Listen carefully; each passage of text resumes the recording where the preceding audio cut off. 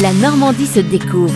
Dominique Kreuskopf. Bonjour, je vous invite à découvrir des lieux étonnants de la ville de Caen. À Caen, malgré les destructions engendrées par la Seconde Guerre mondiale, nombre de bâtiments historiques ont subsisté, permettant à celle que l'on surnomme la ville aux 100 clochers d'être labellisée ville d'art et d'histoire. Derrière les façades de certains bâtiments, on trouve donc des lieux étonnants. En centre-ville, les maisons médiévales et les hôtels particuliers cohabitent dans des ruelles pavées du Vogueux ou dans l'ambiance médiévale de la rue Froide, où les portes cachent bien des surprises. La ville compte 28 édifices classés au titre des monuments historiques, mais de nombreuses pépites se cachent au détour des rues. Par exemple, il y a la librairie Mémoranda, rue des Croisiers. La librairie a ouvert en 1984, elle est devenue une institution pour les amateurs de lecture. Place Saint-Pierre, l'hôtel d'Escoville abrite l'office de tourisme de Caen. Cet hôtel particulier du XVIe siècle a été reconstruit après la Seconde Guerre mondiale. Dans la cour, on observe loggia, haute toiture, lanternon et lucarne qui sont caractéristiques de la Renaissance italienne. Rendez-vous également à l'esplanade de Jean-Marie Louvel, au cloître de l'abbaye aux Hommes. C'est une merveille à découvrir à l'hôtel de ville. La cour close accueille en son centre un jardin à la française créé dans les années 1960. Autre curiosité, quartier Lorge, l'association Amavada a pris ses quartiers dans les écuries. Ces écuries ont été construites en 1840, elles fournissaient des chevaux pour les unités militaires. Elles offrent aujourd'hui des volumes qui magnifient les salles d'exposition. À Saint-Germain-la-Blancherbe, la bibliothèque de l'Institut Mémoire de l'édition contemporaine, ou si vous préférez IMEC, est installée à l'abbaye d'Ardenne depuis 2004. L'église abbatiale du XIIIe siècle a été reconvertie en bibliothèque de recherche, un espace de travail unique et des rayonnages qui donnent 3 niveaux de coursif de verre cheminant sous les voûtes des bas-côtés. L'ensemble est remarquable. Vous pouvez aussi flâner dans les rues du centre-ville, rue Froide, Écuyère ou Saint-Pierre. Nombre de magasins aux poutres et pierres typiques valent le coup d'œil. Par exemple, l'ancien musée de la Poste fermé en 2009, rue Saint-Pierre, dont la façade à pans de bois et au décor sculpté du XVIe siècle attire les regards. À bientôt et bonne visite.